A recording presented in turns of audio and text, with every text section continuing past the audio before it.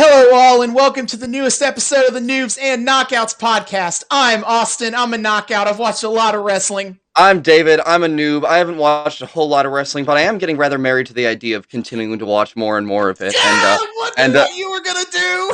I hope you know I come up with like half of these on the fly, by the way.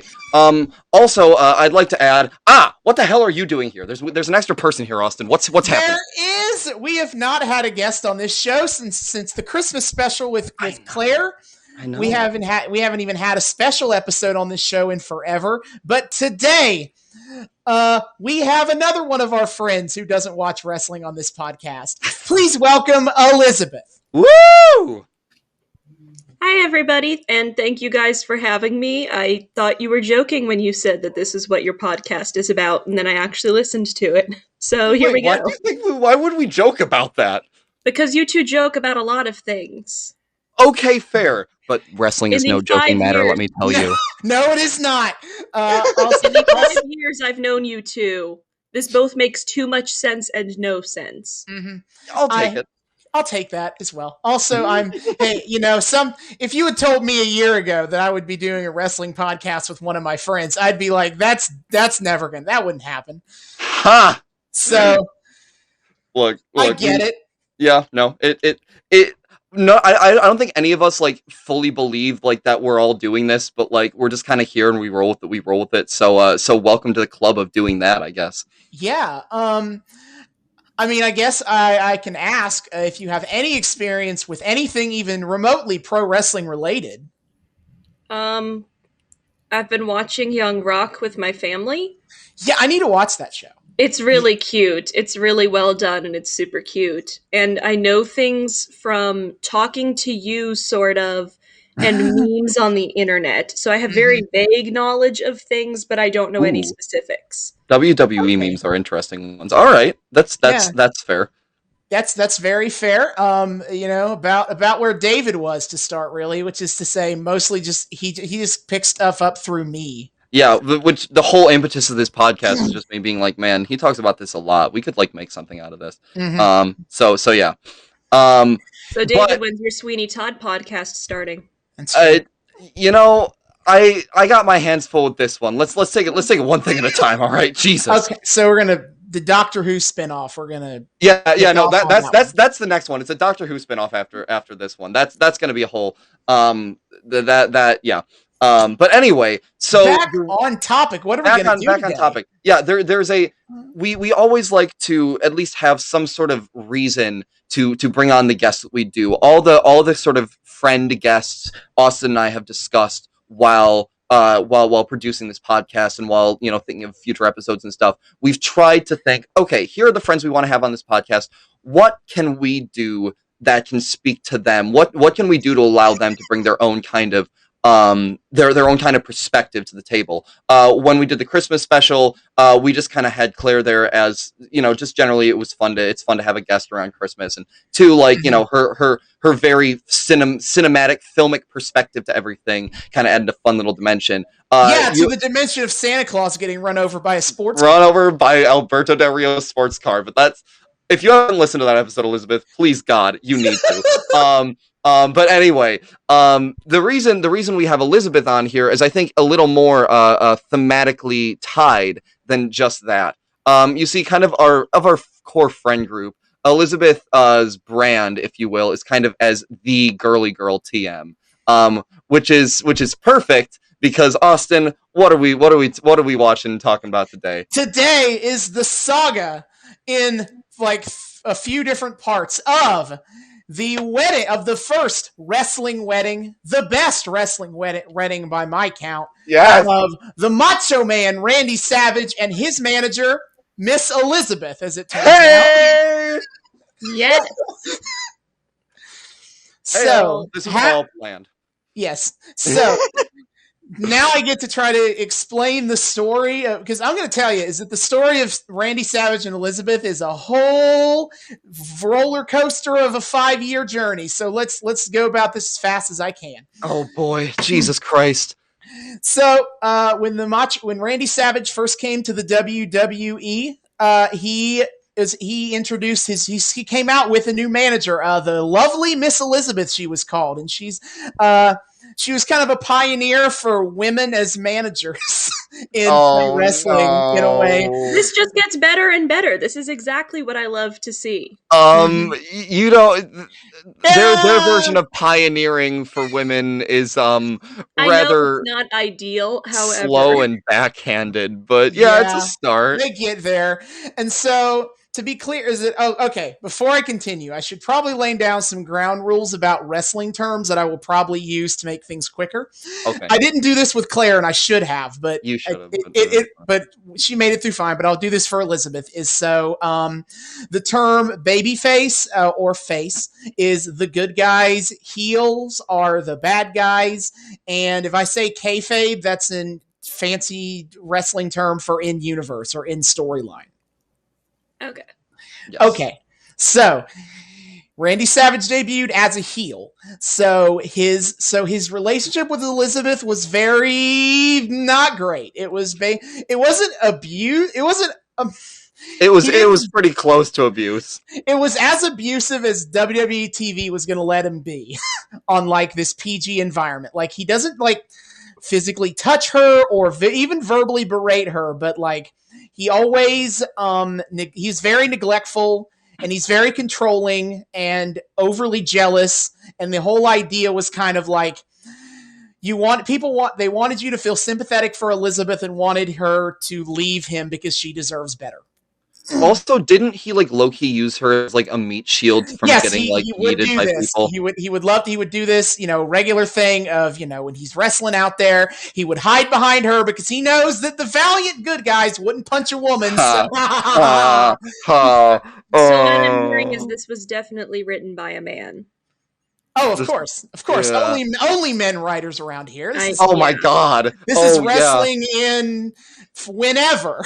As longtime viewers of our podcast will note, Austin and I have a lot of thoughts about the journey we took to like good female representation in professional wrestling, namely the WWF/WWE, because it took so damn long for them to get treated with like any modicum of respect. It's been very long.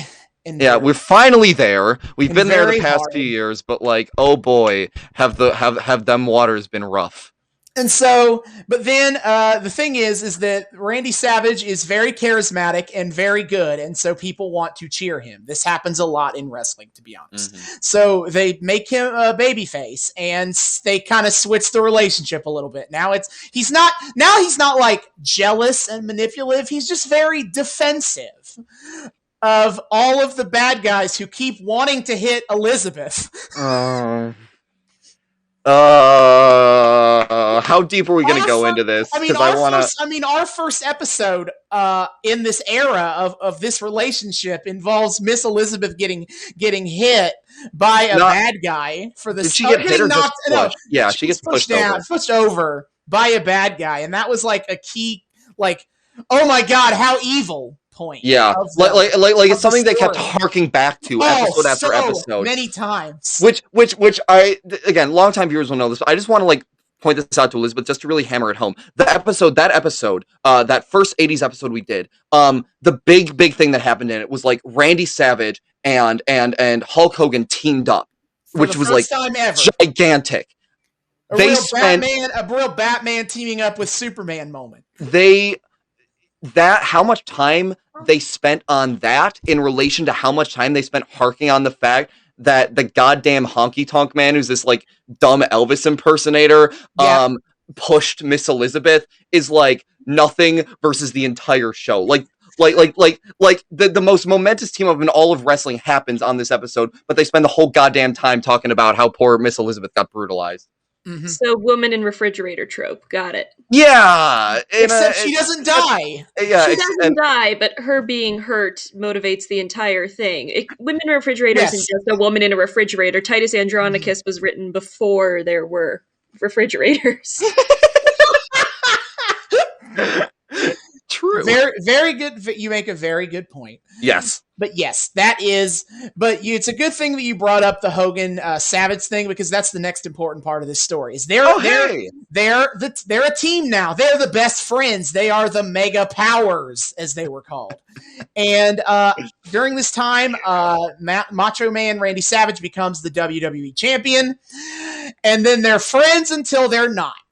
I don't have the exact date for you, besides it happened in February 1989, but I don't have the show and the date. But what happens is that in a tag team match, Miss Elizabeth gets pushed over again, or no, she doesn't get pushed over. She gets like accidentally knocked over. Okay. That's him. And Hulk Hogan has an absolute freak out about this. And he picks her up and carries her to the back to go get treated by the medical staff, leaving Randy Savage alone to lose the match. And Randy Savage goes backstage and he picks a fight with Hogan. And that's basically the end of the friendship. And the story goes that, okay, here's the story that the WWE wants to tell you. That the Macho Man is so jealous and petty that he thinks that Hulk Hogan is trying to steal his woman and steal his title. But that's totally not it, brother. Here's the story that most fans see. Yep, Hulk Hogan was trying to steal a man's wife. Wait, in or out of kayfabe? In kayfabe. Okay. There are signs here. First of all, the inciting incident being he literally picks Elizabeth up bridal style and runs to the locker room with her in tow to go get her checked out. And I'm supposed to believe that Savage is seeing nothing, that he's making complete a mountain out of a molehill. Yep. And then also there's when after they win matches, Hogan puts Elizabeth on his shoulders as opposed to Savage doing that, and that was another thing. Like, ooh, you got. And use Savage's exact words: "Is you got lust in your eyes and in your cold black heart, Hulk Hogan." That sounds about right. The WWE's trying to be like, oh, they're falling out over something dumb, and then they're blocking it as a very intentional, hey, this is something that's going on kind of thing. Yeah. No, I think the story genuinely is supposed to be that Savage is being unfair and irrational and paranoid, but just like the fans see what's being presented and they're like, no, he kind of has a point though. Yeah, no.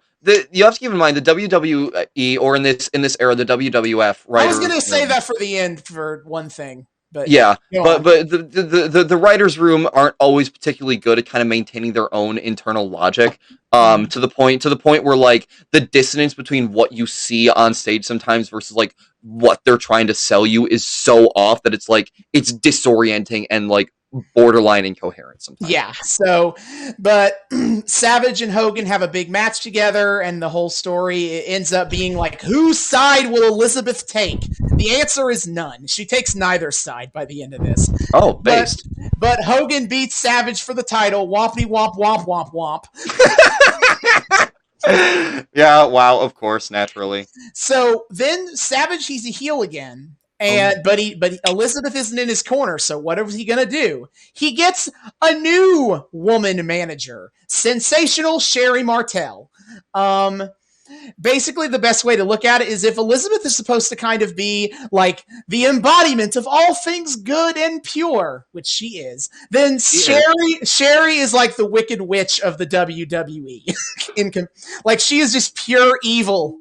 Oh man, I'm there are about like three different like modern characters that immediately makes me want to compare her to, so that's gonna be fun. Yeah, and Macho Man goes completely off the deep end. He becomes the Macho King. Oh Jesus! With Queen Sherry by his side. Oh God! And this partnership goes for about 2 years, but then it all ends in 1991 when Randy Savage loses a match where if he loses, he must retire. Oh, so this is like cusp of the new generation then. Couple years before, yeah. Oh, okay. And so Savage loses, and Sherry's like, yeah, I don't want you anymore because now you're a loser who's retired. Absolutely. But who comes running to the ring but Miss Elizabeth? This was he may have had to been forced to retire, but he was reunited with Miss Elizabeth in the end. Yay. Not gonna lie, that kind of sounds like a Hallmark movie, what you just described, where there's a bit of a misunderstanding, and then he goes with the other girlfriend who turns out to be evil and is like, oh wait, I don't want you for the reasons I do want you, and then they get back together at the end in time to kiss in the gazebo at Christmas time or something. You know, Yes. that feels very appropriate. But like even less character development for like the ingenue. Oof. Excellent. Yeah, no. Being written boring. Let's Yeah, go. it's and it's worth pointing out too that like in Cabe, they don't really cop to the fact, like, for a long time, they do not cop to the fact that Randy Savage and Elizabeth were like an IRL couple. It's not until like really late into the saga. The Savage Hogan thing was pretty much the big impetus to be like, yes, they are a couple, because that's the whole point of his anger to begin with. Yes, but leading up to that point, every bit of like weird jealousy and like control issues he had over her, that was all like technically within the bounds of like a platonic professional relationship. So which just makes everything even weirder. Yeah. So 1991, you know, they're together again, and they end up having this big segment where Macho Man proposes. He goes, Elizabeth, will you marry me? And she answers with Savage's catchphrase. She goes, oh yeah. No, God damn it. This is art. This is art. It is. You're not wrong. It is a very interesting performance art. Yes. Oh no. And so yes, what we're going to see today is the wedding that happened on pay-per-view. It happened in the the main event of a pay-per-view was the wedding. Yeah. And then there's some aftermath stuff that I don't want to talk about because I don't want to spoil everything that happens in the aftermath. Oh boy. But there's some aftermath stuff. And okay, that was the kayfabe story. Yes. Now I feel like I need to talk about what happened out of that, because that's just as wild. That's what I was about to ask you if we were going to go into like the behind the scenes. I feel like that's you need it for the full story of how insane this whole saga is. Yes, that's true. You know, okay. So in 1986, when Macho Man came into the WWE, he was already married to Elizabeth, and that's why he brought her on to begin with. He wanted his wife on the road with him. Oh, are you going to mark this down as a bad idea? Yeah. Oh boy. Bringing your non-wrestler significant other on the road with you has been successful like none of the time. That always ends up going poorly. Big red flags. Yeah, and so I'll put it like this, is that, you know how we talked about in storyline, how he's all like a petty, jealous asshole? Yeah, that wasn't just a character, that was indicative of their actual relationship. He was extremely jealous and paranoid of any man who ever talked to Elizabeth, to the point that he quite famously would lock her in the locker room outside, in his personal locker room by herself, just to make sure that no man talks to her, and that no other male wrestler talks to her. Yep. There's a lot to unpack there. Oh yeah. Yeah. Oh yeah. Yeah. No. Savage was kind of a dick IRL. Nah, yes, this was all very bad, and like by 1991, this has fractured their relationship to nearly beyond repair. Like, Miss Elizabeth didn't put up with this shit for that long. I mean, for several years, but like she grew increasingly more and beyond done with this, and she became more rebellious and ready to get past it. And in addition, Savage was looking to kind of become a father, and he needed to get off the roids. So that's kind of the impetus for him retiring, is so that he could go become a family man. But also, it's my understanding that this wedding was kind of a way for them to try to rekindle their relationship. Like, they create this storyline wedding to try to improve their own relationship, which at this point was at its lowest. Yeah, do a big romantic gesture and then retire, and it'll be fine. That'll fix all of our problems. And they're also, it sounds like they're trying to have kids to save the marriage, and that's not good for anybody. Yeah, no. Yeah, I don't think the marriage lasts another year from this point in time. So that tells you how that went. Yeah, no. It is a sad, sad saga of a man who just could not understand how to do the relationship thing properly. Mm-hmm. No, Oof. it was a rough time, and Yeah. so yeah, that is kind of our big segment for tonight. Is with all the wedding stuff. But now the other stuff that's happening. Oh. There's one other major character beat I have to talk about, and is and this is that what's Hulk Hogan doing? Hulk Hogan just got out of a storyline with Sergeant Slaughter that was terrible. Let me Sergeant Slaughter was a fake military wrestler, as in he wasn't an actual veteran, but he played one. And he got kind of popular. He became super likable. He got his own G.I. Joe. He was in the cartoon for. There's a reason I've heard that name before. Okay. Yeah, I was gonna say that name sounds really familiar, and I don't think it's from wrestling. Nope. Yeah, he was in G.I. Joe, Sergeant Slaughter. Oh my god. But in 1991, if you know your geopolitical history, you may remember that 1991 is when the Gulf War happened, and so in the couple months before that, WWE was like, America had tensions with Iraq. And so they're like, what if we did a storyline about it?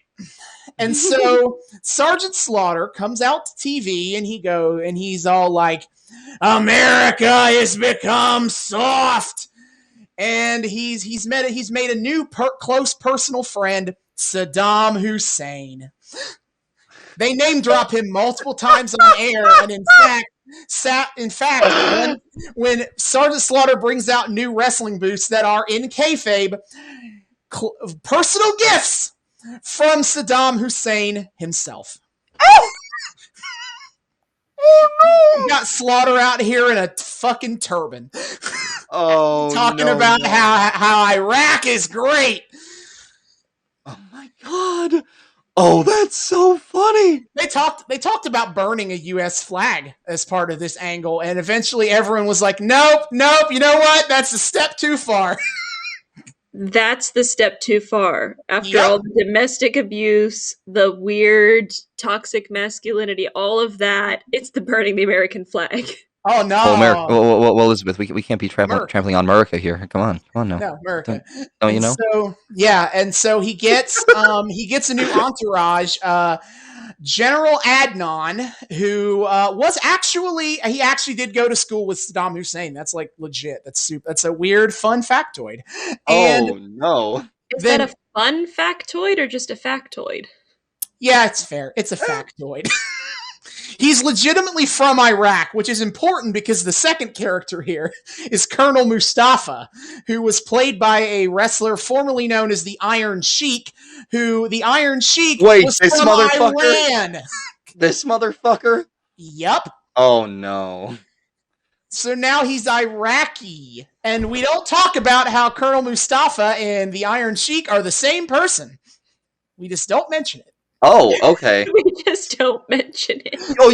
I will throw this out there, is that wrestlers completely changing character without a single, mention of it is a surprisingly common thing to have happen. There are some pretty famous characters out there who have been, previous characters, and they just, kind of never lampshade that fact. Or, they'll get double cast. Sometimes it's wild. I guess they just didn't want to call attention to the fact that they took a guy who was from Iran and was close enough to Iraqi. Yeah, they just didn't want to bring that up. They it's kind of swept under the rug there. So how does all of this tie into the wedding? Is the wedding going to get stormed red wedding style? No. Okay. Oh, I wish. No. But they do this. Okay. So. The storyline. First of all, again, for the timeline here, the Gulf War took place pretty much entirely over February 1991. And by the way, this whole storyline got a whole lot more uncomfortable when it stopped being, I guess we kind of don't get along with Iraq, to, oh my God, we're sending soldiers to die in Iraq. And we're doing this cheap, not nationalistic nonsense. Yeah, every time WWE tries to go political like this, it just really blows up in their face every single time. And then, so this was supposed to be the headlining match at WrestleMania, their biggest show of the year, Hulk Hogan versus Sergeant Slaughter. It was a complete financial disaster. Nobody bought into it. And also, this storyline was so offensive, it cost WWE their relationship with NBC, which was a huge part of their huge crux of their first popularity period in the 1980s, was that they had regular primetime specials on NBC that after they ran this storyline, NBC was like, nah. Wait. So the Gulf War is indirectly responsible for how shitty the new generation is? You know what? That's an interesting butterfly effect theory, and it's not entirely inaccurate. Oh no! The because after effect is a powerful thing. Because after this, in the early to mid '90s, it's the new generation era, and it's just like cheap and shitty because WWE's on the verge of financial collapse, and this is part of why. Yep, no! And so not only does, and again, the Gulf War was February. WrestleMania was late April or late March, early April. This storyline extends to SummerSlam in August. They just kept going. Guys. Well after the war was over. Guys. And so this was actually the headline of SummerSlam 1991. A match made in heaven, the wedding, and a match made in hell. When Hogan finally beat those darn Iraqi sympathizers for the last time. I mean, points for creativity, maybe? You gotta market your brand, I guess, if I'm being really generous here. Yes.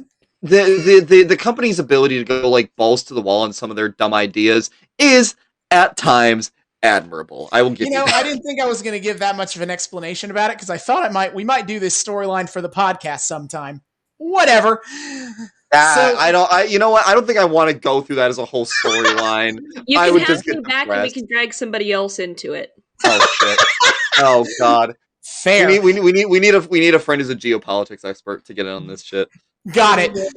In political science. Yes. Yeah. We'll figure it out. Yeah, so anyway, Hogan's done with that now. David, Drew. Let's get Drew. Oh, God, I haven't talked to him in forever, but, like, maybe. He's going to Harvard Law School now. I know he's going to Harvard Law School now. What the fuck? Yeah. This is an incredible idea. He is going to be the next JFK, scandals and all. Yeah, I know. I can't wait. I'm so excited. I hope he doesn't die horribly, but if he does, was about to say, grandkids someday, hey, I was that guy. I was about to say, we could still tell all of our grandkids that even if he doesn't die horribly. What? Wait, hold up. Wait, why is his assassination necessary to name drop him? When he gets sworn into office, I'll be like, oh, I went to college with that guy. Yeah, exactly. Precisely. You might think maybe I'll edit this out of the podcast, but I'm not. No. It's not. We'll save this discourse for later. But yes, we have potential future person to bring in for anyway. Hogan, what is Hogan? Jesus. In the meantime, now that we've got that soap opera stuff out of the way, now I can talk about wrestling drama, political drama. Oh God. So the other major wrestling organization that isn't the WWE in 1991 is the NWA. Hey. I'm not going to explain what that is because it's not really important to this story. But basically, the NWA, their champion is Ric Flair, one of the more notable wrestlers to exist in pop culture. He was the champion, but he had some troubles with management, and they fired him while he was champion. And some fun stuff about the NWA. What they do is that when you become NWA champion, you pay a $25,000 deposit to them and you get the belt, like the physical prop. And then when you lose the belt, they give you your money back in exchange for the prop.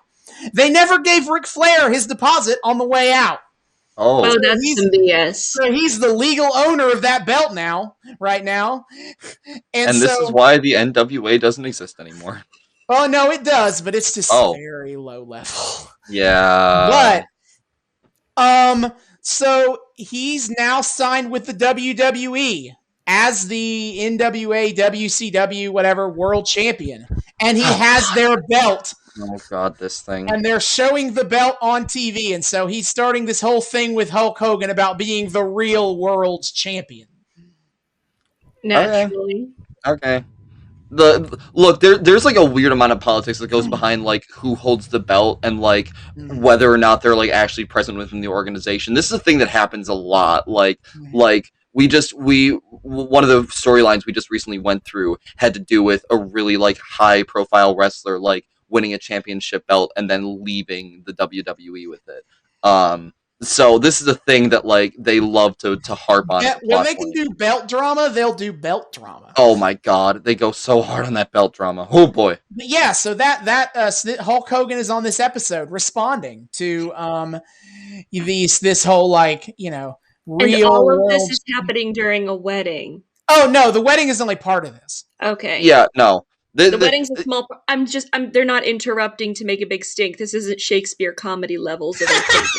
I will say, I would not put it past them to do that. No, they do stuff like that a lot. No, I want to point out to you that like the Macho Man and Elizabeth is the only wrestling wedding in history that goes off without a hitch. It is not only are weddings a trope in wrestling, weddings getting ruined by drama is a trope in wrestling. Someone comes in and accuses of cheating. Someone tries to kidnap one of the people. Yep. This your hated rival shows up to just kick your ass. Anything can happen in a wrestling wedding. Wrestling gets weirdly soap opera-y, dude. It in some ways, like a lot of the backstage drama is kind of like right up your alley. Excellent. But the wedding, this wedding, there's no drama. There's drama after the wedding happens. Excellent. Okay. That's a hint for what else is going to happen.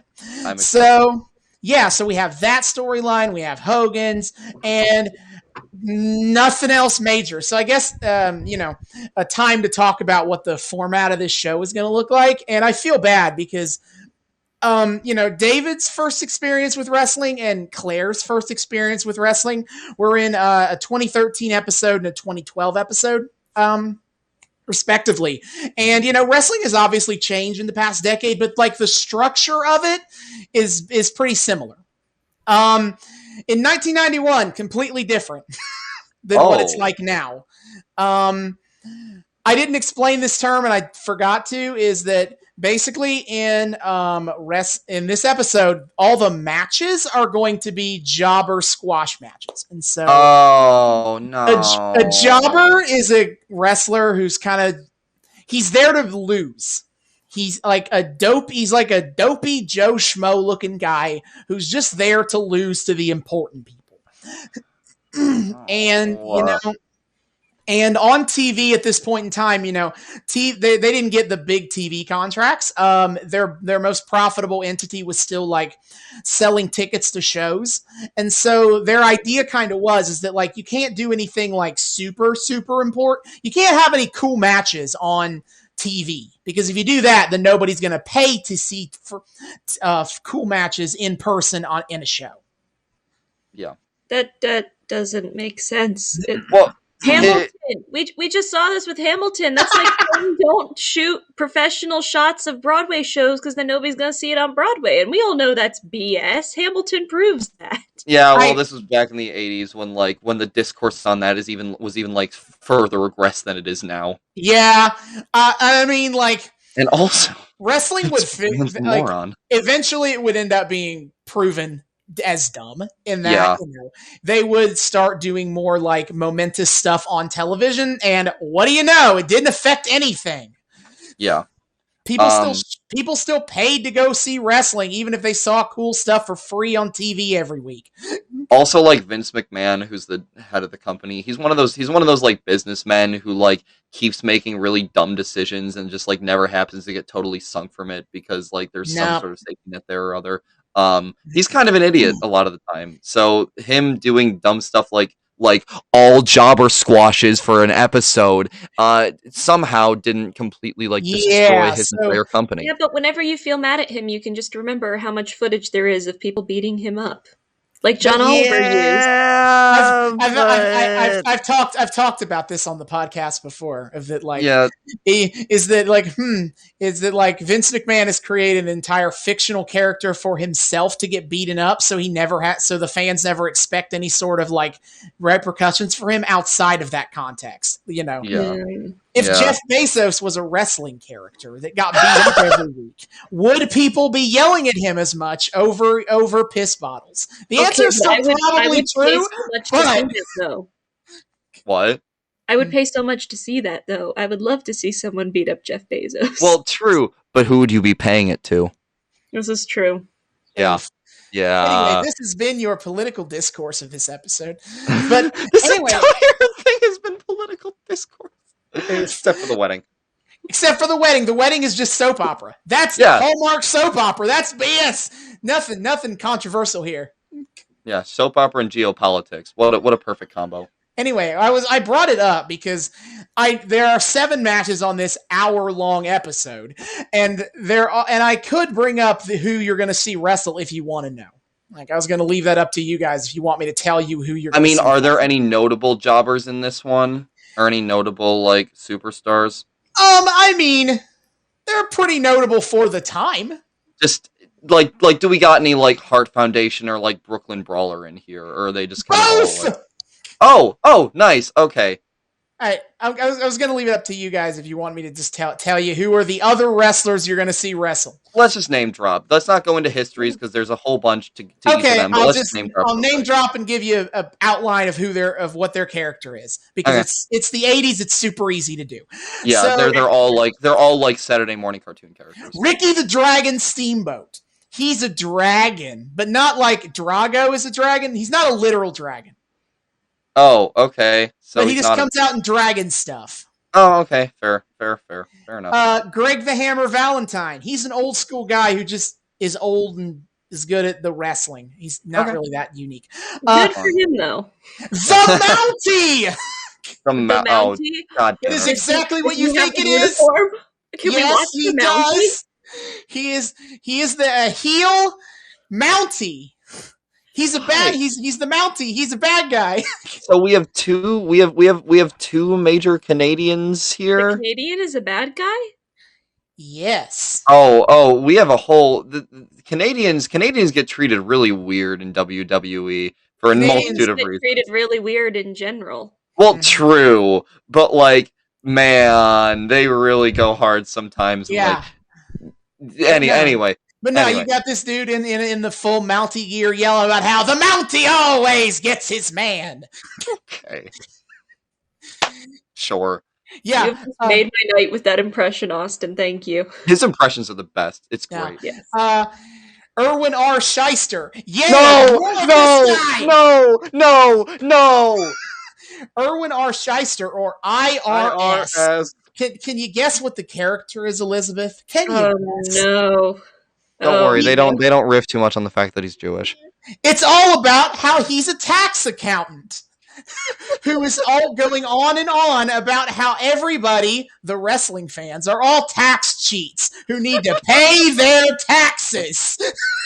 Literally, he brings this up every time he comes on screen. He's like, all you people are tax cheats. He's one of those characters I've really been hoping I never have to watch on this show.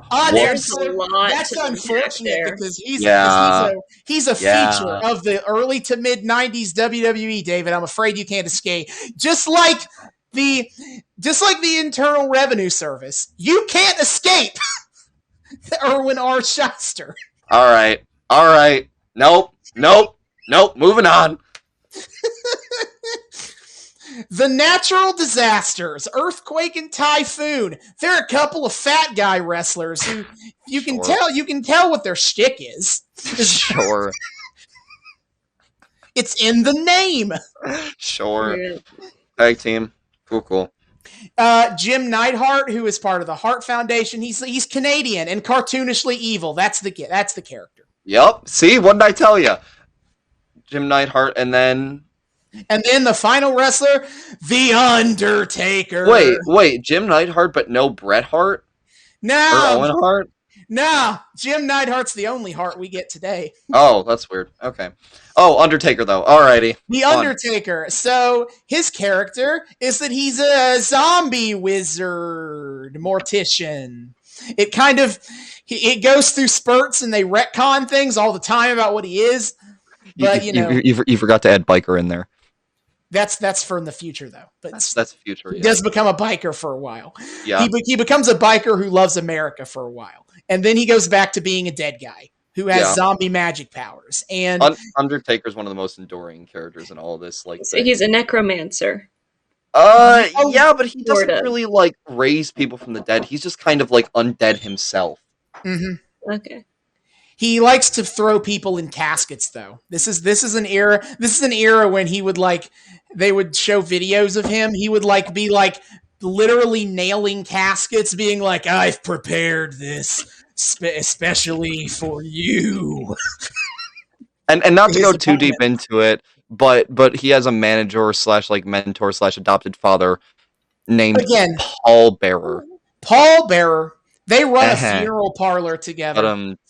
Yeah. We've already done all the jokes about what it would be like if your funeral was run by Paul Bearer and the Undertaker. I don't want to harp on Paul Bearer. I just wanted to make Elizabeth aware. I feel like she needs. He's going to be on this episode. Oh, wait! Do I actually get to hear him talk now? Probably not, because he doesn't. I don't think he's hosting his talk show this week. What? Oh, okay, fine, whatever. Yeah, I wish you got to hear him talk, because I had to sit through him doing a talk show segment with IRS where they got to talk about how they're great friends because death and taxes, constants. Jesus Christ. Oh God! All right. Somebody thought that was so clever, and they were so proud of it. And somebody was like, "Yes, let's put that on the show." And you're just like, "Why? And are you okay?" That is the WWE writers' room ad infinitum. That is just like nearly everything they put on TV is someone thought it was clever, and someone else for some reason had enough brainworms to greenlight it. And sometimes it is. Sometimes it is. I don't want to completely I never want to totally bash the company. Sometimes they do the writers' room does really cool stuff, but. Anyway. You can tell there's a lot of creativity just from everything that has been discussed here so far. You can tell that there are a lot of very creative minds, and they have ideas. Mm-hmm. What they need is a filter. There's a lot of intelligence. There's not a lot of wisdom. They need a filter. They need a real writer, but what real writer wants to write for wrestling? And so here we are. Well, Claire wants to write for them now. That's fair. I will say, right just now, I realized the added benefit of having Elizabeth on our show is that hers is a nice optimistic voice of reason to counterbalance against both of our cynical asses. I'm the friend group cleric. This is established. I'm going to keep you alive. Yep. You know what? You believe me, we're gonna need it. Yeah, I'm not super looking forward to this, except for the wedding stuff, to be honest. The wedding stuff and I'm so maybe excited the Hogan for this stuff is wedding. going to be fun. I love weddings. I love weddings even if they're badly done, so let's go. Yeah. Yes. Again, that's the whole reason we brought you on for this one. Yeah. Okay. Last thing is that the name thing. So I used WWE to make this easy, but at the time they were the WWF, the World Wrestling Federation. This is before the World Wildlife Fund sued them, yes? Yes, and that does tie into what I'm about to say. So, from the YouTube channel that I'm getting these videos from, WWE currently has an agreement with the World Wildlife Fund that, on their old archival footage, they can say the WWF, that's fine. But there was a time when they couldn't, where they had to censor the WWF every time somebody said it. The YouTube channel that has these episodes has it from a time when that happens. So whenever someone says the acronym, it goes in the WW. And they mute the F specifically. Excellent. And so we're going to hear that a lot. To make that better is if someone cheaply dubbed in E, in a completely different voice. Just oh my God. E! Now I'm going to do that during the episode. Like they can still say the World Wrestling Federation, the full name, but if they say the acronym, they have to abbreviation, that's the problem. they have to censor that. So get used to hearing the WW blank for this episode. I was gonna pre-warn about that because that's a weird audio thing to deal with. But woohoo, that is it. I am happy with myself and how fast I got that covered. But yeah, that is everything we need to know. Excellent. Alrighty, let's jump in. Yeah, see you guys in the back half. And we are back. We have just finished our a little bit of everything in that we saw the wedding of Macho Man and Miss Elizabeth at SummerSlam 91.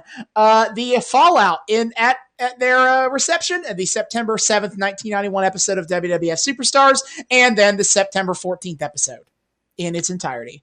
Yes. So off the bat, we got to throw it to our guest star. What did you think?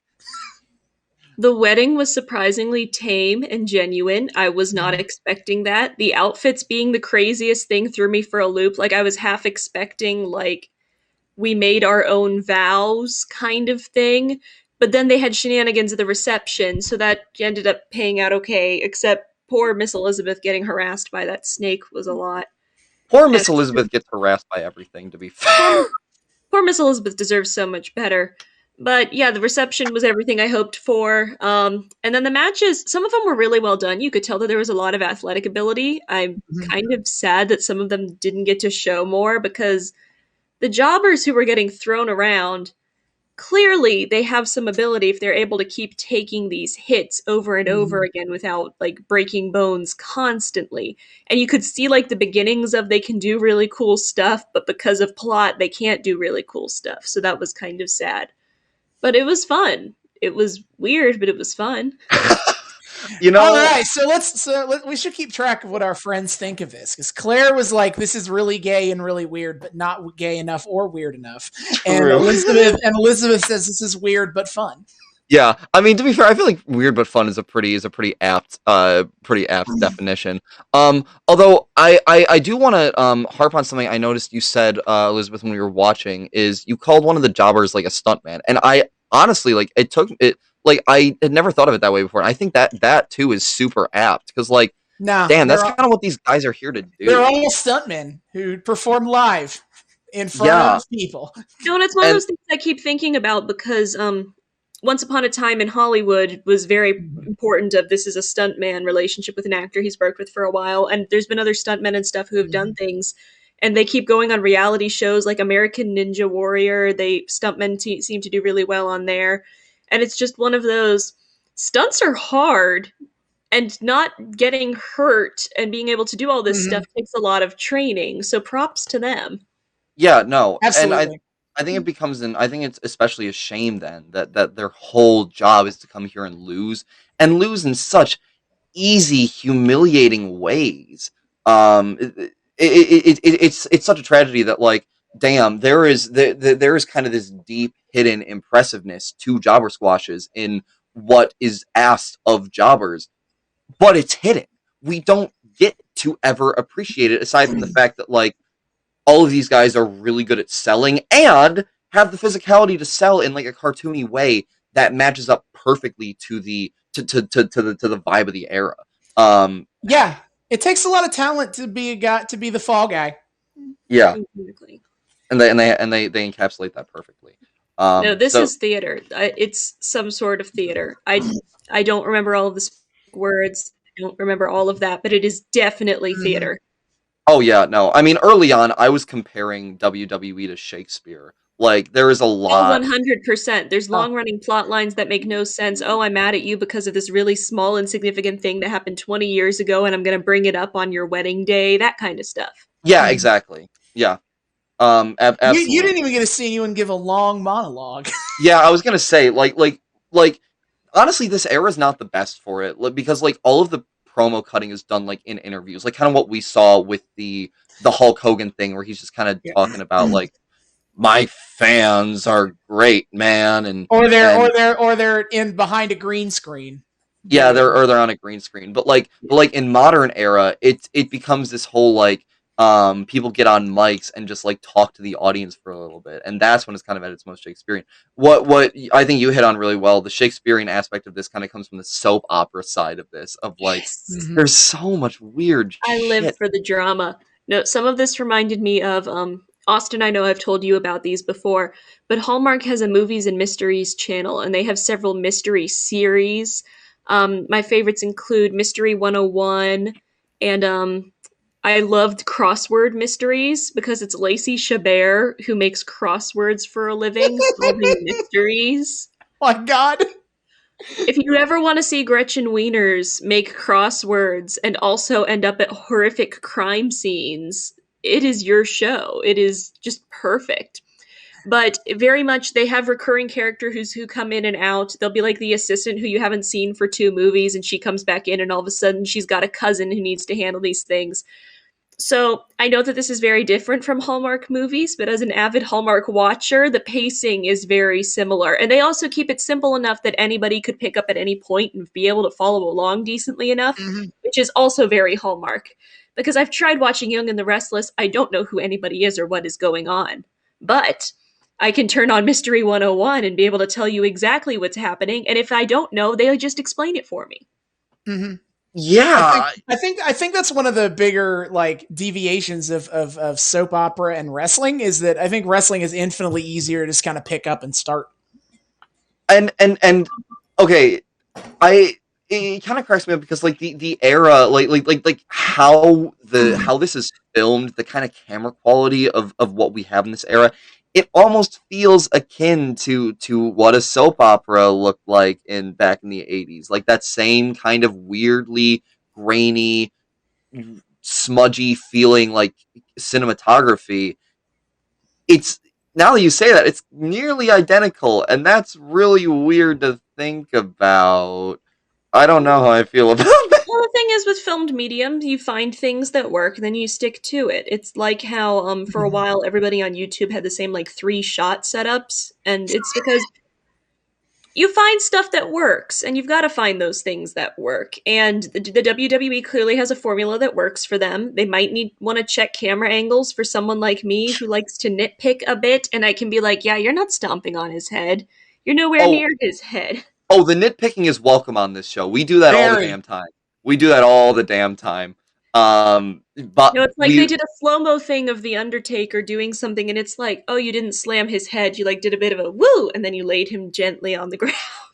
that is his signature move. That is the tombstone. Yeah, And and he does it better because he'll like learn like he kind of what he did is he kind of like it's almost like he slung the guy over his shoulder and then just kind of dropped him that way. Like what he'll do is he'll get a lot better at like positioning them in the center of his body and with like the head almost in between his legs, and it looks much better that way. the thing is too, like, finishing moves have evolved so much from this era because like they look significantly more dangerous nowadays and are thus harder to pull off. But they so much rarer are like unconvincing for that. They actually a lot of times do come across well. Like even going into the late 90s, once we hit the Attitude Era, that's kind of where that really hits its peak. Like I think about what the Stone Cold Stunner looks like in the mid 90s, which is like a harsher move than the Tombstone, I think, and it's evolved so much. So like it's funny that like this was coming out of their golden age, but they're still so clearly trying to find their footing in like what they're presenting to their audience. It's kind of interesting. I don't know if it's even finding a footing because this is just kind of what the audience was expecting and looking for. Like this is just kind of what wrestling was like in 1991 and earlier. But like like okay, like as an example to that is Elizabeth noted that one of the natural disasters, earthquake, I'm pretty sure it was, did a flying kick, a drop kick at the beginning of their match. It was so cool, that. and I was like, "Oh, this is going to be great!" And then it was just a lot of running back and forth across the ring like a Tom and Jerry cartoon with no imagination. But like a decade ago in the 70s, a drop kick is a finisher. Like you do that, you hit that move at once, and like, okay, that's it. You win, and it's like wrestling has evolved to be more complicated. So it's an art form that evolves. It's like Commedia dell'arte and how that fed into other things and stuff. Oh yeah, yes, absolutely. the vibe, even just like the kind of genre of the show in a way kind of changes with every era. It all kind of has that similar, like, this is a reality sports show vibe, but it comes across in such different ways. Like the what we have here in like late 90s or late 80s, early 90s is so like polished with those green screens and those backdrops and everything's an interview. But like nowadays, a lot of it comes across like it's done through like these what's the word I'm looking for? Candid, quote unquote, backstage segments that just like get filmed and piped out to the audience. Oh yeah, they love it. That's very popular. Well, part of that could be because of the nature of what we watch on TV has changed. Reality TV is a bigger thing. YouTubers have authenticity, so a different kind of, this is rough and unfinished, we caught them backstage kind of feel. They need to adapt to suit what audiences of this time expect. Yeah. That would be fair. I wanna ask too, Elizabeth, because this is another kind of area of expertise for you. I kind of want to get your general, like we were talking about cinematography a little bit, but like on a broader level, I kind of want to get your feelings on the overall production design of what's happening. Like how do you feel about costuming and about like set for what there is of set, and kind of what that kind of speaks to in terms of the entertainment value here. I think the fact that it's simple does a lot of the lifting work. It can work for every single act. They don't have like huge banners or posters that need to be taken down in between, which I'm sure is great when they're on the road. Yeah. I do know that there are in the future things like cage fights and other extreme things, and there's other things like all over. And I can sense that maybe some of these things would be made more interesting by having additional props and everything. But in all honesty, knowing that this is like, we found an arena we've set up here and we're just doing this tonight, it makes a decent amount of sense. The costumes, I had a lot of fun with. I loved all the sleeveless versions of things that they could find. I thought that was a lot of fun. The Mountie, especially, when someone, I don't remember which one of you made the comment, is he going to fight in his jacket? That was me. And he had a vest sleeveless version on underneath, and I'm just like, yes! That was legitimately really funny. No, I forgot he dressed like that, and I laughed. He pulls off the uniform, and I'm just expecting, okay, he's gonna do what every like wrestler of the era does, where they have like a big thing up top. They're gonna pull off the thing, and they're just gonna be like shirtless and buff and greased up and whatever underneath. And then he unveils like a mini sleeveless version of his uniform below it, and I'm like, wait, you just wear that under your normal uniform? It was a cute little waistcoat. I was here for it. Yeah, it's still like red and a button up with like all the pockets and shit. It's just like sleeveless and not as like bulky. They have the little shoulder things going on. That was great. The managers color coordinating to their wrestlers was really, really cool. That's just one guy. That's just one guy. That's a Jimmy Hart special. Yeah. I feel like I don't want to know what those outfits are made of, because seeing the amount of sweat, and I'm sure there was also some oiling up that was happening. I don't want to think about having to do that laundry. Like, I went backstage at Wicked when I was in high school, and Glinda's bubble dress, and she comes down surrounded by bubbles. They have designed the dress so they can stick it in the shower every single night so they can clean it off from all of the soap that comes from the bubbles. Oh, Lord. I'm just wondering if the WW beep has that kind of... we're not allowed to say the correct name. Oh my God. They don't even like beep it out. They just cut the audio. It just cuts out. That's different. That's different than what it's been the last couple of weeks. I was not expecting to not hear anything. Yeah, it was a lot. But I just wonder who has the foresight, who makes the costumes? Are the costumes all washed together? What does the laundry situation look like when they're on the road? Man. I have questions. I know that this is way too practical for pro wrestling, but I'm just here like, okay, there's a lot of purple eyeshadow that's going to be all over this guy's outfit because he was fighting the Undertaker. What's the plan here? How are we getting that out of this gold thing? It's going to be a whole lot of, you'll figure it out. We got a show to make tomorrow that's like 80 miles away. Get stepping. Yeah, no, the production schedule on this stuff is insane, and it's wild to see how they pull this off with the resources they have and the time they have. And honestly, I don't mind that you're bringing a super practical consideration to this, because it's kind of weird to step back and look at, wait, how do they like all of the work that has to go into I like do. maintaining everything backstage? There is a lot of work to be done. And I say this even as here, the even person who- 91. Yeah, I say this as the person who costumed Pride and Prejudice with some help, and we had to do things like steaming the dresses every couple of performances and make sure you're wearing stuff underneath your costumes and things like that. And so I'm looking at these guys in granny panties and boots, and I'm like, who's washing this? Yeah. That was a lot of sequins on that robe, and you just threw it on the floor.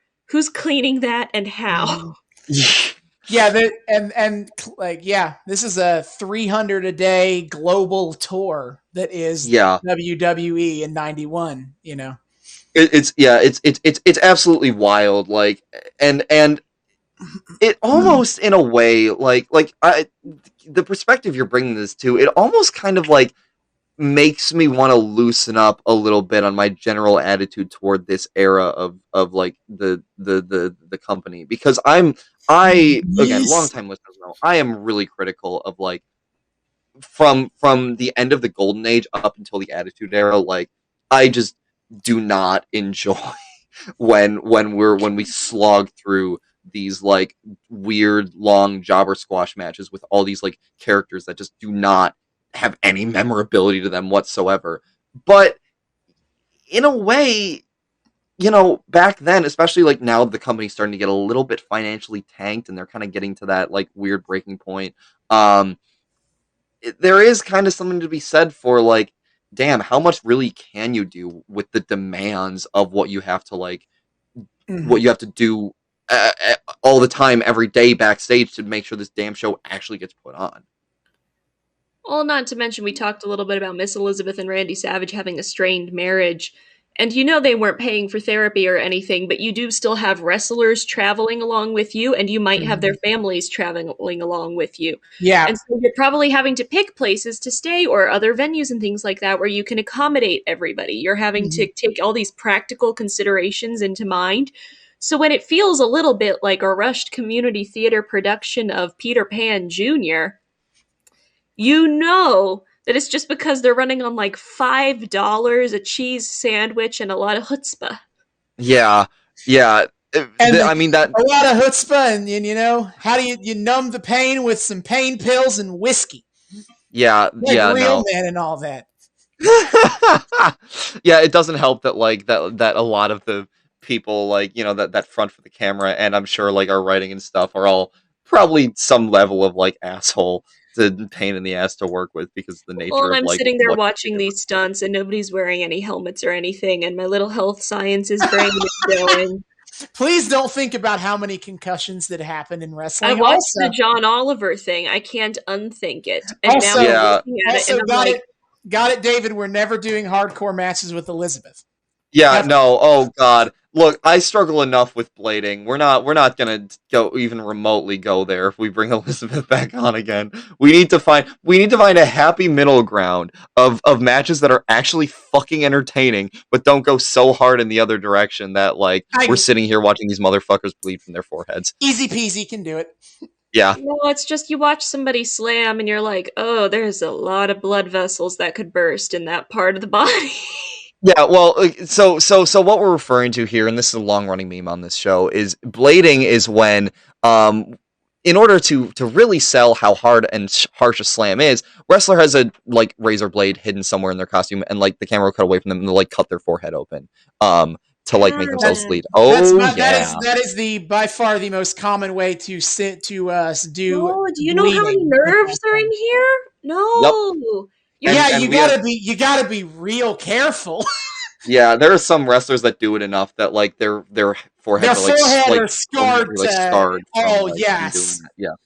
No, there's so many nerves and blood vessels in your face. Like, your nose is known as the danger zone with dermatologists because they have to be really careful because it can start bleeding insanely and it can get infected insanely, and oh god. Listen, as long as the blood doesn't get in the eye, then they just kind of let it go. Fake blood is a thing, though. But listen, it looks. It's gotta look real, Elizabeth. Yeah. Different kinds of fake blood, though. Do you really need to scar yourself for No. Yes, No, we don't. the answer to this in wrestling world, yes, that is Uh, what you do. yep. It's not super prevalent in this era. Where it starts to really It'll pick up get is real bad. when we hit the Attitude Era, which is like The late '90s, edgy, late '90s extreme. is when that happens. Yeah, like they go like it's like late '90s, like extreme edginess. You can imagine kind of what that aesthetic comes out to be. And then Um, and that's not even getting into like weapon usage. yeah, this is true This is because just bleeding. we are at a point we are entering the era of WWE's weird limbo between its like golden age '80s. This is a Saturday morning cartoon show that's marketed hugely to kids, and we have these really goofy characters and everything. While there's a lot of like adult theming and stuff, everything remotely stays like stays decently wholesome. We're at a limbo like between that and the revival of the company in the late '90s with the Attitude Era, and like we're going grim dark on everything. So we're entering that period where it, WWE's starting to have a little bit of an identity crisis. We're not there yet, but how lackluster shows like this can feel, kind of is here to kind of is this interesting display of like, we're getting out of the era where what they were in the '80s is appealing to audiences. They want more, and right now they're not really sure how to deliver on it, so they go goofy and weird with the production design, because like that's their solution, is just make it weirder, crank the weird up to 11. But it doesn't. And at least from my perspective, again, maybe our far more optimistic guest star here can lighten the cynicism here. But to my mind, it's like cranking the weirdest up, but it doesn't have any teeth to it. I think it's lacking a direction is the main thing. Like a lot of the fights and the theming and the beefs and everything. Like Austin, you gave me context, I still couldn't follow it. It feels like I you're tried. watching a show and there's supposed to be some big overarching thing that's tied in with all of the other little things that are going on. For example, Austin, CW Nancy Drew is a great example of this because Yes. they're doing all these tiny mysteries and it all ties into a big mystery. But you need writers to like sit down and come up with the big thing and then delegate the smaller things. And it feels like that they don't have a big thing right now. And I'm sure they will at some point. They need guidance. And I keep saying this about a lot of things in my life lately, both as myself and as my D&D characters. They need guidance. They're just lost. I want to throw in here, by the way, one of the delights of having Elizabeth as a friend is her ability to tie the most random like pop culture references into any conversation. It's wild. Like, I have learned about so many TV shows that like I've never even goddamn heard of before, just because like Elizabeth's able to be like, you know what this reminds me of. I'm so glad this became a Hallmark movie podcast. I know. If you ever want to do a Hallmark movie podcast, I will show you my favorite movies. I will show you the one where the guy's a photographer and his wife's dead, but his son likes this girl and they make pot pies together and it's great. We're making a backdoor pilot episode and I didn't even know it. The best part is, Elizabeth, what you just described could be a WWE plot. No, that's the thing. You need to keep it simplistic. You need to having recognizable faces like Lacey Chabert's in everything. Candace Cameron Bure is in a lot of things now, and wrestling feels a lot like that. Like you talked about, the Brooklyn Brawler keeps coming up as different characters. That's very Hallmark. So the WWE and Hallmark are the same. Is basically what this all boils down to. Okay, I do want to kind of dig a little deeper into that, just because this is something Austin and I have talked about. Well, no, from a broad thematic standpoint, because this is something Austin, you and I have like joked about before on this show, but I do find it kind of an interesting parallel. Like, Elizabeth, from your expertise of Hallmark, how would you say that there is kind of a main way that conflicts in any of those like productions tend to get resolved? like kind of an overarching Actually like. communicating and talking to each other instead of Boo! assuming things. This is Boo. wrestling where the only way anything gets solved is a punching. There's also Yeah. big grand gestures. There's the I'm so sorry, but you need to do this. There's the families pushing them in together so that they are in the right place at the right time. Yeah. So true love conquers all with all Hallmark Mhm. Yes. is the yeah, Even in that which terrible, terrible Jeremy Jordan one where he plays twin chefs. look look yes, but still love. Which is another fun parallel because in the world of wrestling, you solve everything by fighting. It's like it's such a these things. This is why this stuff fascinates me so much personally. Is because you have things like Hallmark, things like WWE that kind of set themselves up as like representations of the real world, but they're each twisted in this really weird way that sets them in their own kind of like microcosm of the And they universe. definitely have their target demographics, and they tend to pander to those demographics very, very heavily. And they have a formula that they like to stick to. There's like A, B, C, D. In Hallmark, it's the big third act misunderstanding. In wrestling, I imagine it's the sudden twist of betrayal or something before a big fight where someone you thought No, was your friend is not your friend. there's a lot of We get a sudden. lot of We those. do like our sudden Yeah. betrayals. We do like our very first episode. The highlight was a sudden betrayal moment. So You're yeah, right. yeah, There's sudden but inevitable betrayal. yeah. No, I mean, yeah. The surprise heel turn is always a good move. And what I think if we ever get to get you back on to watch like a modern era thing, I think what you really appreciate With there is more like actual story. with like well it does a great job of like overarching and like planning and payoff and setting shit up Yeah, that'll they actually do. like No, you Yeah. can tell like this is that'll like run throughout. you can tell the company is like trying to do something and they don't know quite how to do it yet. They're experimenting because all of those fights had vastly different tones. All of the smack talk had very Mhm. different tones. You could tell it's a bunch of people writing separate things and not everybody tying it into one big thing. So if they're doing the big thing now, I'm sure I will love modern era stuff. And I do hope to come back because this was a lot of fun. Yes. I think what cracks me up too, like we're talking about the demographic they pander to, like for as much like this is one of those things where the WWE audience never fails to surprise me because man, they were really bought into this wedding shit. They were so excited to see like Randy and Miss Elizabeth kiss and Well, like weddings are big deal, and that's another Hallmark thing is you will have series where they meet in the first one and then they have a wedding in the second one. Most obvious example of this is a Nashville Christmas and then a Nashville wedding because I think it's Jodie Sweetin and Wes Brown are in a Nashville Christmas and they fall in love. No, it's a Christmas at Graceland and then it's wedding at Graceland. It's not Nashville Christmas. It's Christmas at Graceland and wedding at Graceland because they are both very connected to Graceland and they make Elvis jokes constantly and Priscilla Presley shows up in Wedding at Graceland. but This is but also insane. but like you don't expect like a wrestling audience to be bought into shit like that is the thing. But they Everyone loves are a good love story.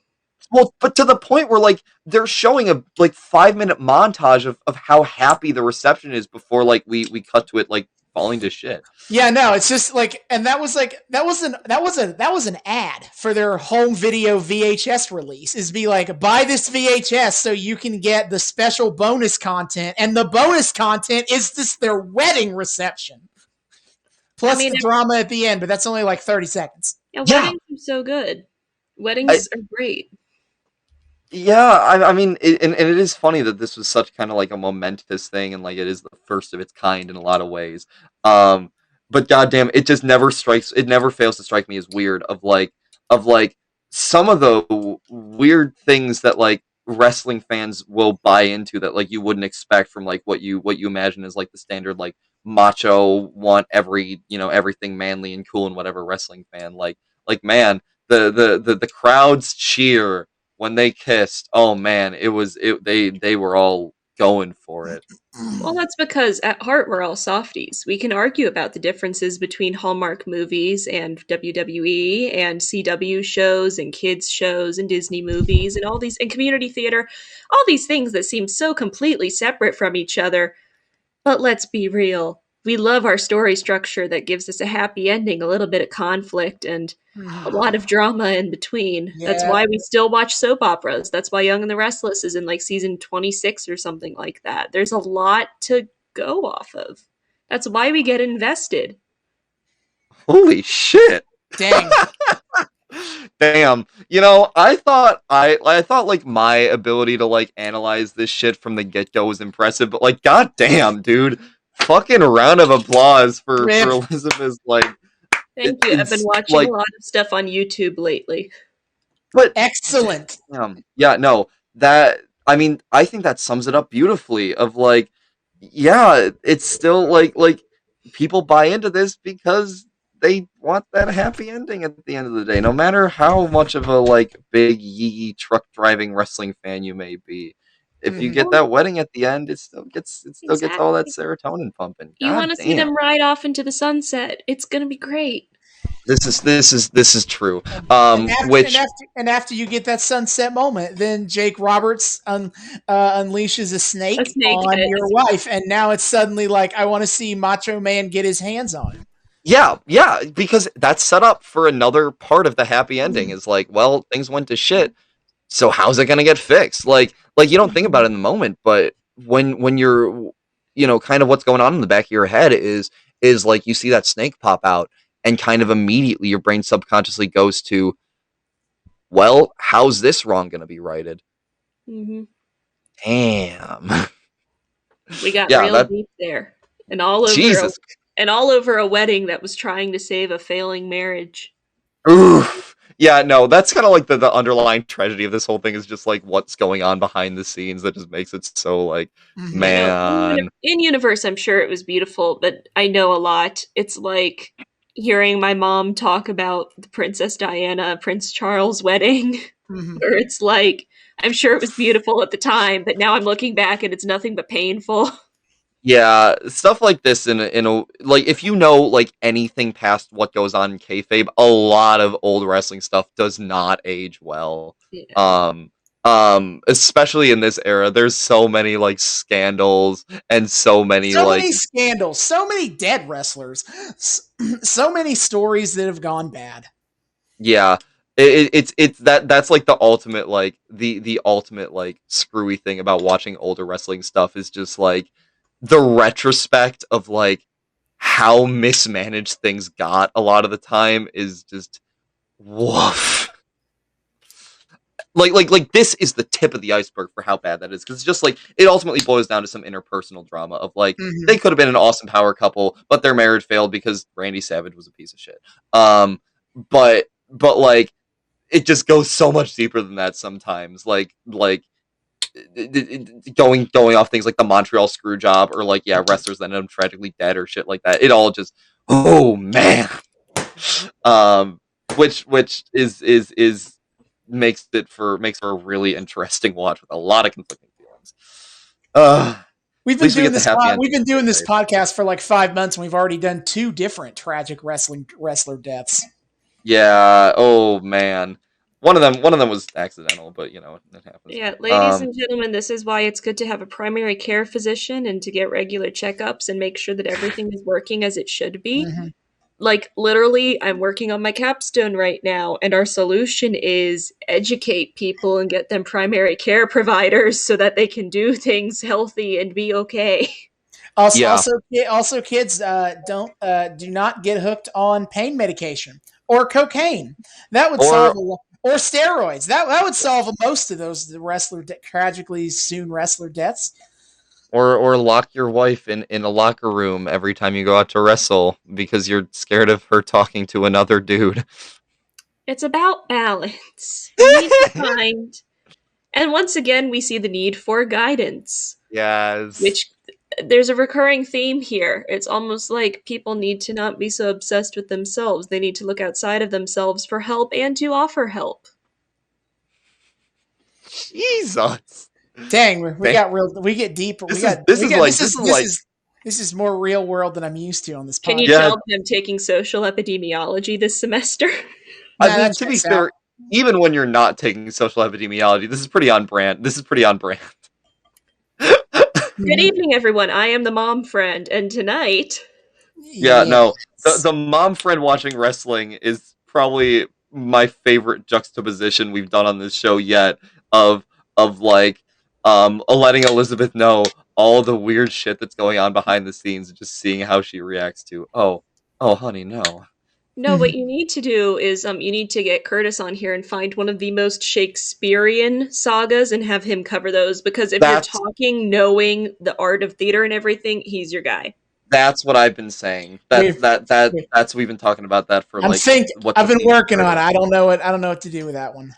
We'll thinking figure it about out. it. I mean, we kind of blew our load there with Summer of Punk, but like I'm sure there's something something else. I can find something. Yeah, absolutely. But yeah, just it's so funny, like because with episodes like this, the content wise, God, even with the wedding, there's not a whole lot to talk about. So it's fun to take it to a new deep level and kind of use it as a chance to step back and examine kind of the broader phenomena of what goes on with a show like this, as unique. I was expecting more outside of the wedding, or I wouldn't have bothered with the Hulk Hogan explanation from before. Yeah, that was literally just cutting a promo. What the fuck? Yeah, that had no tie to anything. I assumed it would have a tie to something. That's why I brought it up. Yeah, well, No. yeah.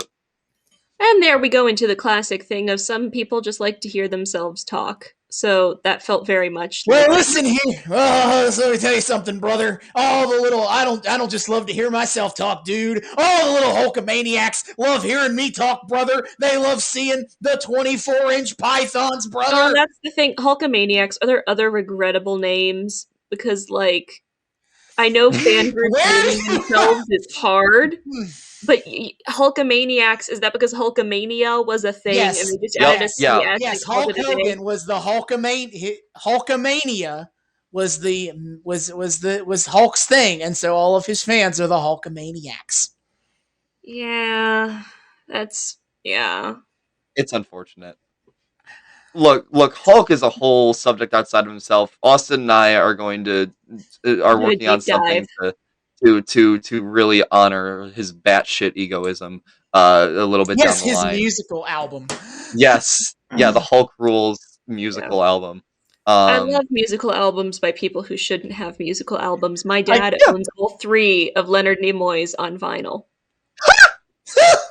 So we should bring Elizabeth in on Hulk. Oh my God! Yeah, do we bring Elizabeth for Hulk Rules? Maybe. Yeah. Yeah. Again, doesn't really age well. It was outdated. It was outdated when it came out in '95. This is true. This is true. But yeah.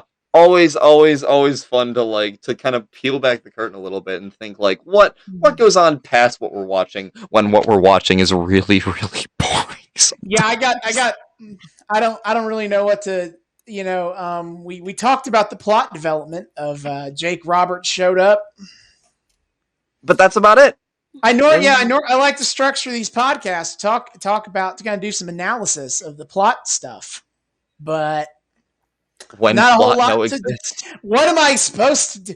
I shouldn't use a show about nothing about this one, but wait, are you telling me are you telling me that the that the title for this episode has not already been made vastly apparent to you? No, I'm blanking. Just think on what ended up being the main talking point for this episode, and it'll come to you. Oh, I'm gonna have to rewatch this whole podcast, and it'll come to me. Oh my God, wrestling is it's just a Hallmark show. That's what the title. That's our title. It's just a Hallmark series. It's not just a standalone movie. It is. Yeah. WWF is a Hallmark show. That's the title. You see, I thought that might be it, but I was like, that's too. Nah, not sure. No, anyway. I think we have to roll with that. But yeah. I guess I should ask any thoughts that anyone wants to give on the wrestlers we saw that wrestle. That like I don't know, we saw a lot of wrestlers not do a whole lot, but they existed. So I mean, you had There was a lot of strength. The cyclone and the earthquake, I kind of wish that I could have seen them do more because they did have a lot of athleticism. So seeing them just run back and forth was a little boring. But I'm sure that they can do other stuff. There was the hammer guy. He was cool. He was very like cheesy, what you think of when you think of old pro wrestling, and that was kind of a fun vibe to have. Yeah, the long blonde he fits hair that mold a lot. The Mountie was an experience. And the Mountie makes me want to rewatch When Calls the Heart, tying back into Hallmark. God. But like, I don't know. I wasn't personally particularly impressed by anybody this episode. Like, excuse you. What did the Berserker not do anything for you? It's all right. The Berserker just showed up for a short amount of time, and the entire time all I could think was, if your voice was deeper and you sounded British, you would be Grog from Critical Role. Because he's a Berserker barbarian, and it had very similar vibes. Fair enough. Yeah, there was, I didn't expect anything. I didn't expect anything from the backstage interviews. I know they're just this kind of like reiterating some basic thoughts. But I was, we did get stuff like the Bushwhackers, who I hate. Yeah, I wonder why. They seem so dumb. They are. That's their gimmick, is that they're dumb New Zealanders who stomp around like idiots and they lick people in the head. They read like a proto swamp cult, but the swamp cult was actually like charming and interesting. Hey, speaking of swamp, Skinner? Yeah, which just the Bushwhackers, but one dude, and I guess trying to be more like Crocodile Dundee, like Elizabeth pointed out. I legitimately thought that Skinner was just the guy on the right from the Bushwhackers, and it took me a minute to figure out that was a different guy. Mm-hmm. I don't blame you. Because I guess that's the problem when your company has so many big names that you instantly recognize. Like, I hear Hulk Hogan, I don't watch wrestling, and I know what Hulk Hogan's going to be like when he walks out. And Randy Savage, I don't know a ton about Randy Savage, but I kind of know what his brand is. I've seen commercials he's done in the past. But, like, you get these other guys, and it's like, you're just not that memorable. They're putting all their energy into this dude that I've heard of, and you're just kind of here. You're that throwaway character from a Disney movie that like 5 people love and everybody else is like, who? Fine, I'll be the Skinner fan on this podcast. No, not really. I don't like. I was gonna say, wait, you like Skinner? Of course not. No, a lot of those in between shot things, like the backstage interviews and everything, it was like, this is fine. I say backstage interviews, I'm pretty sure that's not what it is, but it felt very backstage interview. Oh, hi, I was just rehearsing Les Mis. Let's talk in my dressing room.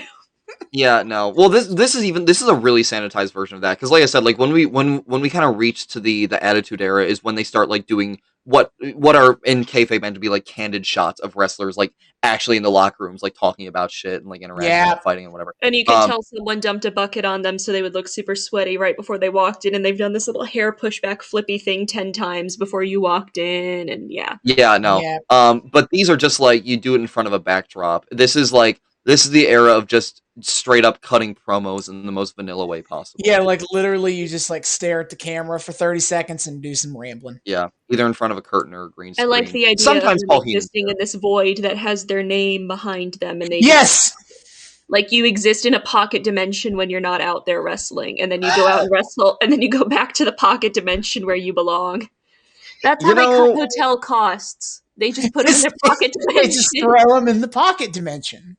As we know, pocket dimensions, it's infinitely cheaper to manifest than hotel rooms. Yeah, exactly. Well, hey, and I think that any short-term costs are offset in the long term. I mean, I'm sure Miss Elizabeth had a lot of fun decorating her and Randy's pocket dimension. I would say so. She has a great sense of style. It was probably very pink based on the wedding. Yes. Which is so weird. Like, that's not like either of their colors. Why were they whatever. No, Randy in the white and gold being dressed more extravagantly than the bride felt a bit weird. That felt exactly on brand, to be honest. That's yeah. I'm sure that's on brand for Randy, but I've been to weddings where it's like, hey, the groom can't outshine the bride, and that's a thing. Yeah. I've been rewatching Queer Eye, and that was a point that was brought up in one episode where the guy was like, I don't want to just take away from her, but this is my day too, and I want to look nice for it. Yeah. I'm used to that mentality. The unfortunate thing about that is that, it's Savage who's the superstar here and not Elizabeth, ultimately. Nah.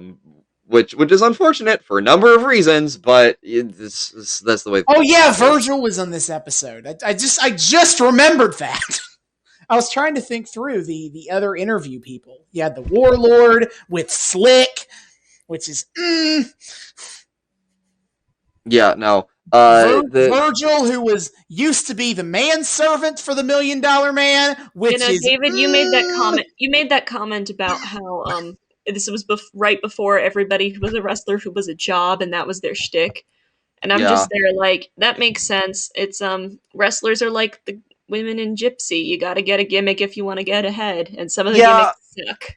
Yeah, no, like this is we're on the cusp of that era where like the gimmicks are bottom of the barrel. Nowadays it's a lot more nuanced. It even was more nuanced in the Attitude Era, although the nuance was hit or miss, if you will.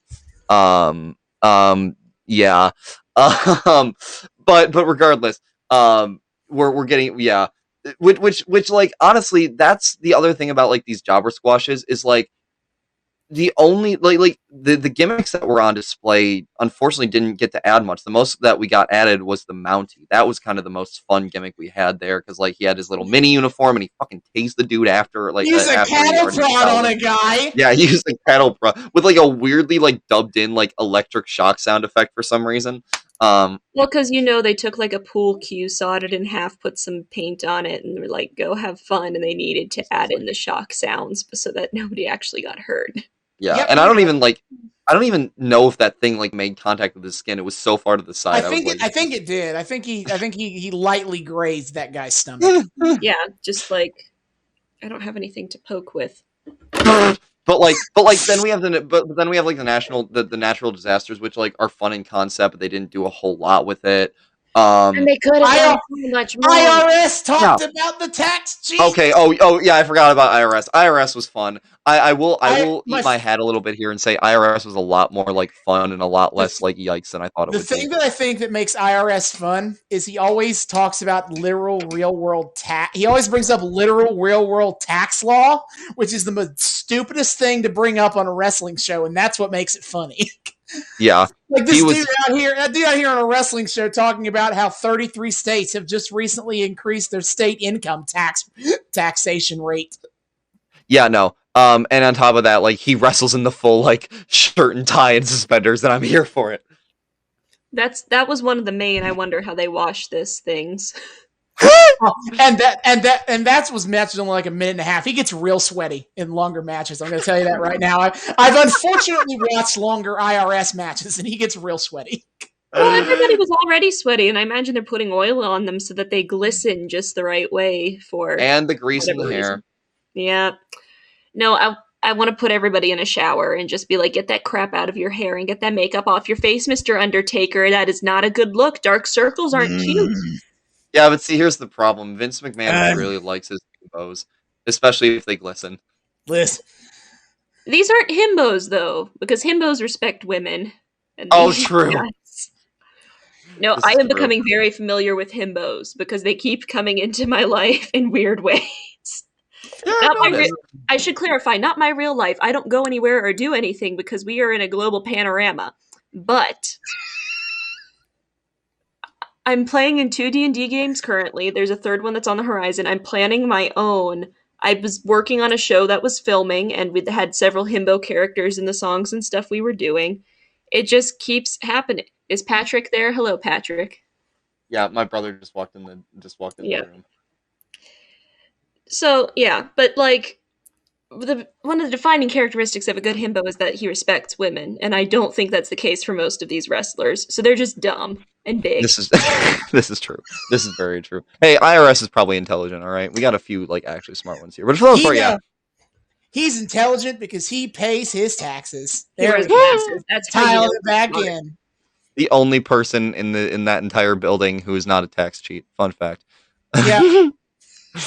Honestly, but again, the gimmick outshines the actual fighting here, which is a shame, but welcome to this era. That's how wrestling works at this point. They need to in time. get some good choreographers in there. They need to get someone who like knows how to do stuff and do cool no. tricks, and because these wrestlers are clearly capable of really cool things. They just aren't being given that to do. Damn. Oh no, you be careful now. You talk too much about wrestling having choreography. You might offend some sensibilities here. Wait, I like talking about wrestling as a dance. I just try not to harp on it too much because I feel like it's a weird trope. I do too, but there are a lot of wrestling fans who hate that implication. Oh, well, yeah, wow, what a shock. More in terms of fight choreography, like they do in movies and on stage, where it's like, okay, your sword's going to go here at this point, then you punch her in the face here. One of the most fun songs I've ever done was OTL did Gaston from Beauty and the Beast for our Fractured Fairy Tale Fall Cabaret, I mean. And instead of doing choreography with a fun little dance, it was just a bar brawl by the end. I was on the floor unconscious for the back third of the song. Mm-hmm. Yeah, fight choreo is great. Well, wrestling choreo is improv, baby. Well, yeah, I was gonna say we're filling Elizabeth in on so many fun things we talk about here. Is like there's a lot of real time stuff that goes into that too, because not only do they have kind of like their predetermined like outcomes and how these tend to go, but like the one consistent miracle, and by consistent I mean like every single I have never seen the curtain ever pulled back on this one. Is throughout any match, wrestlers are communicating with each other as to like what they're gonna do next and what they're like what to expect and how to respond to it and stuff. So it's like improv real time as well. And that is kind of this cool, like, very few wrestlers have ever not done that. Randy Savage is a rare exception to that. Yeah. Of course he didn't. God Savage would obsessively choreograph his matches beat by beat by beat, and had to go the exact way. But most wrestlers, the idea is you know the moves, and you kind of just get in there and follow the vibe of the crowd and what you're generally trying to get across in terms of story, and that'll be that. Well, and you need communication for stuff like that because safety-wise, you need to know what to expect. If you're going to get thrown on the floor, you need to know so that you can prepare to not die. And granted, there are still injuries. And yeah, whole lot. Scary. But like at the same time, knowing things like some parts are planned and that they're communicating, that is a good thing. That's making sure they're not dying more than unnecessarily. Which very few people die wrestling. Which at the end of the day, decades later of results from the wrestling. But all this to say, at the end of the day, taking all that into consideration, that does make even the most boring matches, even in the smallest ways, impressive in their own right for just what is accomplished in each wrestling match for like real time improv fight choreo, and you always got to respect that. Mm-hmm. You got to respect the artistry. Exactly, and that is the whole theme of today's episode. I think respect the artistry. It's Hallmark, and you got to respect that. Yeah. All right. All right. In our nice most controversial episode yet, I think. True. This is going to be more controversial. I say this if we've like actually faced controversy. This is going to be more controversial than my take that I find like even the Golden Age kind of boring. Hey, now, our 10 people that watch this consistently, it's very controversial. Yes, we hope we don't offend your sensibilities too much. But yeah. Anyway, 10 people watch crossword mysteries on Hallmark Movies and Mysteries. I feel like that's the best place to say is Elizabeth got her plug, David hit ours. Alrighty, my friends, thank you all for joining us once again on another wonderful, fun episode, special episode this time of the Noobs and Knockouts podcast. If you're a returning listener, welcome back. We love having you with us. If you're a new listener, welcome for the first time. We are delighted to have you join us. If you would like to keep joining us, there are a multitude of ways you can do that. 1, you can subscribe to us on YouTube, the Noobs and Knockouts podcast. 2, you can find us, the Noobs and Knockouts podcast, on Spotify, on Apple, and on Google. all the three best places to find podcasts. Give us ratings where you can. We love that engagement. Give those wonderful little likes and subscribes and comments and whatever else on YouTube. Just sweet engagement every time. Oh, so good. If you want to follow us on our socials, you can find us at Noobs and Knox Pod on Twitter. That's Noobs, the letter N, Knox Pod on Twitter. Twitter's got a weird little character limit with everything. Where Austin live tweets wrestling several times a week, and we talk about we post about our new episodes every time they go up. And we just generally try our best to engage with the broader online wrestling fandom. You can email us at noobsandknockoutspod@gmail.com. Send just talk to us a little bit. Let us know what you think about the show. Any recommendations, any requests, anything of that sort, or if you just want to talk about how lovely it is to hear our beautiful voices every week. We always certainly appreciate that as well. And finally, you can subscribe to us on our Patreon. $1 a month gets you early access to episodes and shout outs at the end of every episode. Yes, and finally, about the live tweeting wrestling thing. What is our schedule for this week? It is WrestleMania week. Kill me. WWE's about to do 8 consecutive days of content. So, what am I going to do?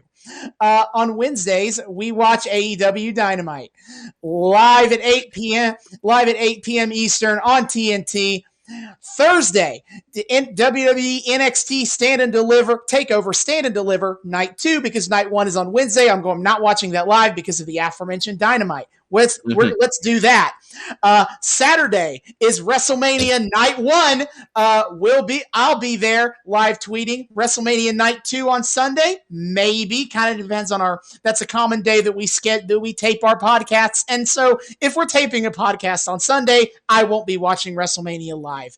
And finally, the Monday Night Raw after WrestleMania. Absolute yes, because that is usually one of the best Raws of the year. As David mentioned, Noobs and Knox Pod. I will be live tweeting analysis, jokes, random observations that no one cares about. Come join me with that. Let's have some fun, and see you guys next time. Oh wait! Before we go, one last big shout out and thank you to our guest star for the week, Miss Elizabeth Bergman. Thank you so much for joining us. I've been excited for this episode for such a long time, and it has been an absolute treat to have you on, and we hope we can have you back on again. Thank you for having me. I'm glad we could finally sit down and do this. I've been so jealous since Claire got to do it. Now I've been on the podcast too, guys. Yeah. Yes. It's been a pleasure. And now, for real, we will see you guys next time. Bye-bye.